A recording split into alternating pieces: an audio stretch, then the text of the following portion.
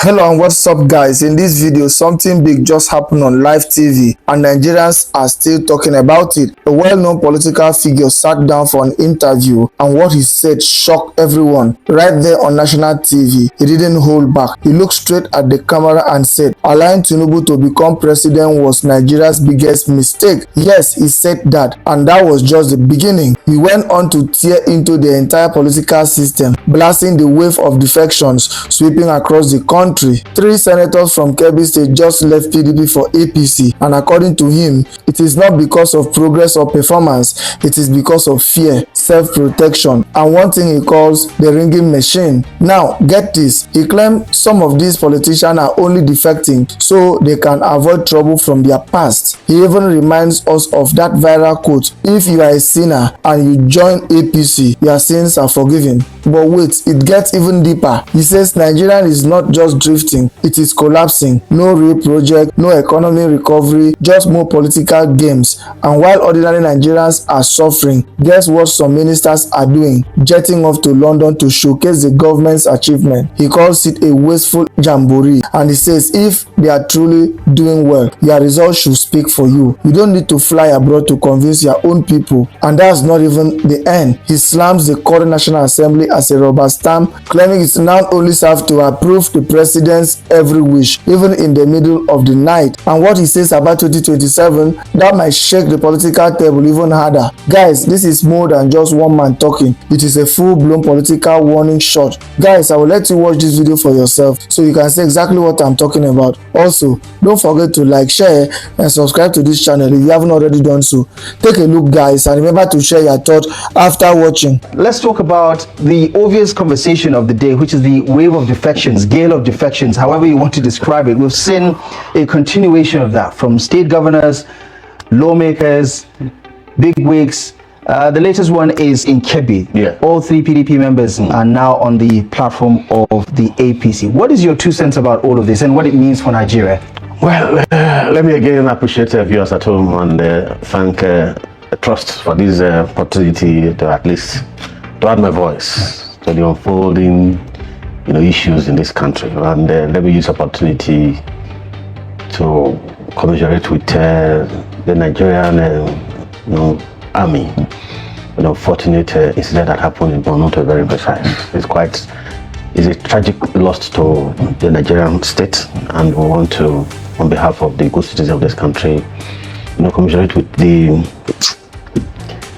family of the deceased. It's very unfortunate.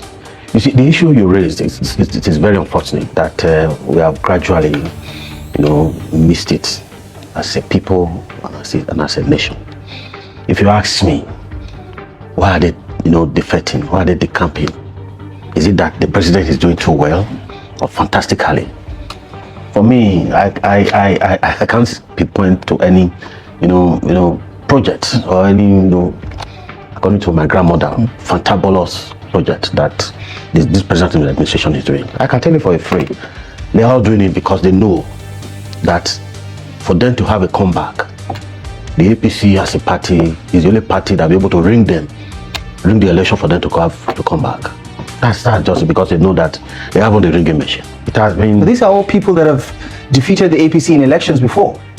Let me quickly say this. And again, 2 things: to ring them back to office, for protection or perhaps for security. You ask me why the protection or security? Maybe some of them, perhaps in the course of them, administering the collective patrimony, they must have soiled their hand.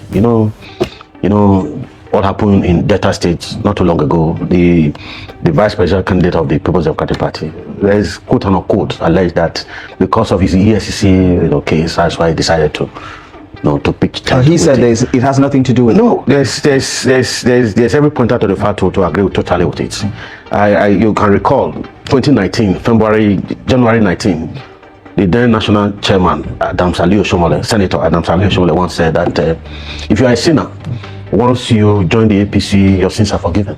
But recently he clarified to say, It's a listen, punch. It's a punch. Yeah, I mean, It's a punch. he also gave another interview on a national platform. He said, listen, he was very categorical about what he said, and it has been taken out of context. He said he was making that in reference to the person who was decamping to join the APC in Edo State, and he said that person's name, and the understanding from the local parlance is that he has done wrong, and that's basically what he's saying, because the person he was referring to was not even somebody who is in government. And you believe that? I mean, that's And his you believe that? explanation. That's his explanation. Yeah, but you that's should know his better. explanation. You know better than I do. I'm not being very frank.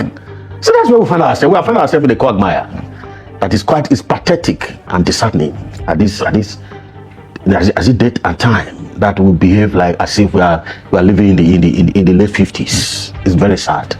I said it earlier. For me, I don't see anything fantastic with this present government. For instance, you are aware that some ministers and some federal they are on their way to United Kingdom, London, to showcase what this present administration what they are doing. If you are a father, you are a husband. If you are performing incredibly well in your house, you don't need to go to the media to announce to your children or to your wife that you are doing well. What you are doing well, definitely, communicate. It will be visible. You don't think there's a point to package Nigeria to listen, we're not living in the 50s. You're looking for investment and things as we like speak that? very just now, we are living in a global village. Tech is ruling the world as we speak. We can whatever we are doing here now, they are viewing in the United States of America. We can be showcasing what we are doing here in this country, in the territory of this country, and people all over the world, they will be viewing it. We are not living in the Stone Age, the age of during Nadia Azikiwe and the likes, where you have to travel from the east to the north to be able to tell the people what is happening in the north. We've gone past that era. They are wasting taxpayers' money, and Nigeria need to speak out. We are saying that we find ourselves in an economic conundrum. Here you are wasting taxpayers' money by having a fleet of ministers going for a jamboree, and they will go with their aides. For me, with the present economic crisis in this country, I don't expect that from this government. That international conference is a waste of money. It's a complete waste. It's a jamboree. It's a complete waste without me begging or trying to let me speak in the tone of Igodomi Godo. This is not the time to be big starting, pepper souping and civilizing. We've gone past those era. This era we must face it squarely. What is staring us in the face, my brother, is a thing that you don't have any explanation to. You saw what is happening to our security architecture. You saw the killing that is happening in every state across the states. We're having a pitch of it, and here you are doing tableau. You are not willing to face it squarely. We could see they need to stop this politics of big stouting and face the issue head on. It is time for serious business. We want to be very frank. And let's talk about the conundrum that a lot of people say these defections have once again reignited about what is right and what is wrong. Because there is a constitutional protection for political association, right? But the APC, when it went into power, had less than 60 seats in the Nigerian Senate, right? Now it has close to the two-thirds it needs to get whatever legislation it needs to pass.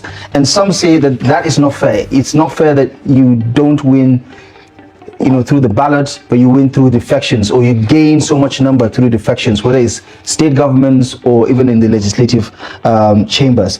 Talk to me as someone who has been in the National Assembly. In the State Assembly. Talk to me about what the conversations are, because when you hear lawmakers say, listen, this is in the best interest of our constituents, our parties are not as stable as we need, and to get the best, that's why we are cross-carpeting to the other side that seems a lot more stable. Does it make sense to you? And do you think there's a legal loophole there for defections and how it appears to be robbing the parties that win the elections? Let me be very frank with you. I think as a nation, we have missed it. You ask me why? For allowing, with utmost humility to him, President Ahmed Tinubu, to have been the president of this country. It's a big miscalculation on the part of Nigerians. Before now, he doesn't need to third to have his will. You see, one thing about parliamentarians, it's all about majority. They speak for the majority of this country. But you agree with me, see, the section, especially this National Assembly, some will refer to it as being a rubber stamp. You agree with me that everything is just less the president always all the time, even if at midnight. You saw what happened to the issue of the rivers, that issue of declaring a state of emergency. a voice vote. My brother, when the persons that were at the National Assembly as we speak that they do not even up to 1/3 of the population of the National Assembly. So that's where we find ourselves. We don't need, President Tinubu doesn't need to have to have his way.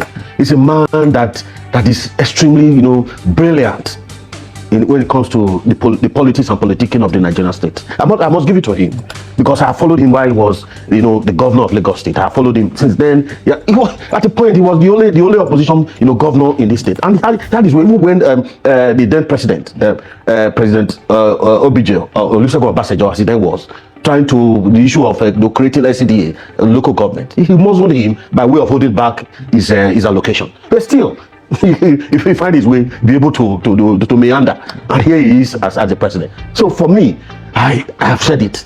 As the mistake we miscalculated by allowing him to be the president, because all the time we have his way, even while he's sleeping. Do you understand why some people say, listen, if you are saying that the president is very good at playing the game of politics, very well, why then are you blaming him for people cross-carpeting? It's good politics on his part. See, don't misconstrue me. I have never blamed him for one day. I have never. If you've tried to follow the way I've tried to analyze it, I have not. See, he's too intelligent for the average Nigerian politicians. This is the first time as a nation we're having a man that has been a real politician and a billionaire to be a president of this country. If you recall, that was one of the reasons that the military hierarchy kicked against having MK Abiola as the president of this country. Go back to history. So one of the reasons. So for us, we've missed it, and it is an error on the part of Nigerians. So for me, I have never, the blame on his doorstep. He's a smart man. He's a smart fellow. And you don't think? I mean, you talked about some of the connections between the people that have defected recently to, cases with the EFCC and things like that. You don't think people are being forced to join the APC? I would say yes and no. Yes, in the sense that I tried to give you a picture just now. Some persons believed I hinged it on two reasons. One, they believe that the APC, the All Progressive Party Congress, can bring them to power again in 2027. Two, that they need security, they need protection. Perhaps in the course of them, before their present seat, presiding over the collective patrimony of the people, they must have soiled their hands. So they will need protection that will protect them from persecution from the ICPC, EFCC, and the likes. So perhaps that is why they've decided to pitch tent with the ruling party. For me, the freedom of association is there, and the freedom of speech, but it's after speech that we are not very sure. Right. But for me, they are free. Talk to me about these recent development, the rejection of one of 6 bills that couldn't scale through in the House of Representatives. The idea of rotational presidency, is the theme of the conversation for 2027. The FCT minister recently, while giving yet another media party, said the PDP, for instance, which is the second biggest party, associated, the main opposition party, cannot present a candidate from the north in 2027. That's his position. But you understand that there is this shifting narrative about it's the turn of the south to produce the next president, whether it's President Bola Ahmed Tinubu or somebody else, but it has to go to the south. And that has also been re-echoed in the National Assembly, in the House of Representatives. Although this bill is now dead and buried, but do you understand where this sentiment of rotation is, coming back to? I have tried to listen and have a kind of understanding of the opposition or the voices against the rotational presidency. I have not been able to pinpoint to a very cogent reason. All the reasons, adduced to their thinking, to me, it is pedestrian and infantile. I must be very frank with you. Very pedestrian. I must be very frank. That the issue of to bring about incompetency in administering this federation. In every zone, with utmost humility and simplicity, we have competent hands. Let me try to situate it in Edo State, for instance. Let me try to use Edo State, for instance. The last, governorship, race in Edo, the PDP featured a very prominent, son of this country, in the person of Dr. Aswelime Legodalo. To some of us, we believe that he's not a candidate of a governor. He's a candidate of a president. He better fit as a president. For somebody to now, I read it, one of whether Madaki something representing, I can't actually pinpoint the name, that's accusing that it will bring about mediocrity and what have you, and the issue that they talked about ethnic rivalry and whatever. For me, it negates the issue of the federal character. If you are saying that the issue of rotational presidency is not we are not mature for it now, or perhaps it is premature. So what do you take federal character, for instance? So why we align federal character? I mean, so for me, yeah, the issue of rotational presidency we address one very significant, the issue of marginalization, especially our brothers in the southeast. How does that work in a democracy, though? If, say, for instance, I come from the northeast, and if in 2027 is the turn of the northeast to produce a president, definitely, and I miss out on that, I can't bring myself to contest ever again until the next. When you say you miss out, how do you mean? What I'm saying is, if for instance I don't get the shot in the year that was allocated for the north, definitely, I can't contest. Other citizens of that constituency. No, I'm saying in the next election I can't contest because it has been zoned to a different region. Yes, and that doesn't make sense in the idea of a democracy. Let me say this. When I lost my father when I was in jail, I grew up with my grandmother. So my grandmother would always say, he said, if a man in the community says he's the only one that have a cure to a particular sickness, it's the only one, monopoly, you know that man is the cause of that sickness. Because you miss out, or you want to ascribe that you are the only competent person in that zone. No, there are other competent hands. So if you miss out, go to another. See, even when it's open, we have had the cause to have the never do well. My secondary school teacher will refer to some of my classmates then that will usually sit at the back and constitute, you know what I mean? Teacher then will refer to them, they never do well. Say no, they are there making the noise and constituting. But that we have the list of us administering and presiding over our collective patrimony as we speak very justly. So for us, the issue of rotational, it will significantly address the issue of marginalization. And should that is not the bane. That is not the bane of these pockets of cry for secession, like the airport, for instance. It will address it. Yeah, and do you think the what was it called in the West? That's what was it the one the Oduduwa, or so to speak, the Oduduwa nation. It will address it. Knowing fully well that yes, so 4 years time or 8 years time, it will be in my zone. And should it be in this current form? I mean, the bill has been rejected, obviously. But do you think microzoning is a bigger problem compared to macrozoning? Because right now, what we have in principle is macrozoning. They say west, north or south. But the idea of the bill is for each of the 6 geopolitical. Definitely, that's more ideal. So that to go around, as you speak very just, and you agree, the one we've had in the south has always been in the west, the Yoruba enclave. In the north, I mean, you had a Jonathan. That was just, it was an accidental president. You and I know. But he was elected. After that, you know, he was elected in 2011. In the sequence of it, right, you understand that perfectly. The West, but it was that happened. Permit me, I don't want to say it is in the hand of God. I don't know where to ascribe it to. Whether I say the hand to left or the hand to right, I don't know. I'm a little bit confused at that point. Okay, we have a couple of minutes to spare, but let me get your take on the actions of the Department of State Services filing a lawsuit against Professor Pat Otomi over his role in launching the shadow government. First of all, what do you think about the shadow government as a concept, and what do you make of this reaction from the DSS? I'm a little bit confused, because very just, I believe that we have, especially the security formations, they have too many works in their doorstep. They need to they don't need to look at to be labeled with the trivials. For me, you think this is a trivial issue? It's a trivial issue. It's a issue have to do with politics. It's to do with politics, even in our small family units. There's the issue of yes, you have not been recognized, or you are not doing it well, even between a man and a wife. Was not gonna call for a family meeting. There we will address it. If the president is doing well, or permit me, as they will say, the presidency is doing well, there will be any this pocket of perhaps it would have been at a very substantial level for the DSS. with utmost humility. I think they are missing it. They are missing their core mandate to gather information. As we speak, there are killings left, right, center in every nook and cranny in the length and breadth of this country. What are the DSS? What are they doing? What are they doing? And what do you think about the idea of the shadow government as explained by Pat Utomi and what it stands to achieve? For me, I don't see anything wrong with it. It's the issue of, to galvanize the people. Because my brother, we must say, a spade is a spade, it's never a garden fork.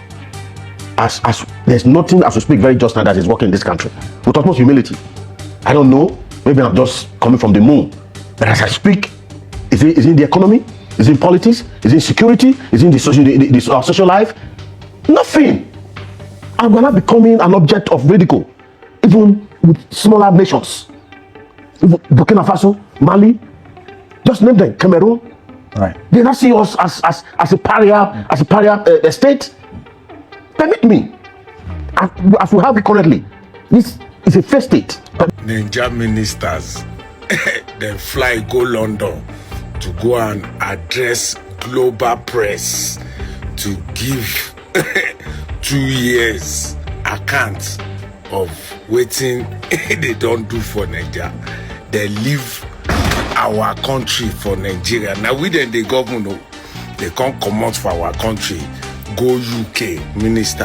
They said they go ministers. They said they go address global press conference on waiting they don't do in the last 24 months. Obi Christman thinking be that. How many times you don't see American ministers or UK ministers come Nigeria, come address global press for Nigeria to give their stead worship for UK or for America for Nigeria. Now there you go, no say our thinking don't go backwards. Now you both will deserve on Nadaki inside Africa and so many things we they see.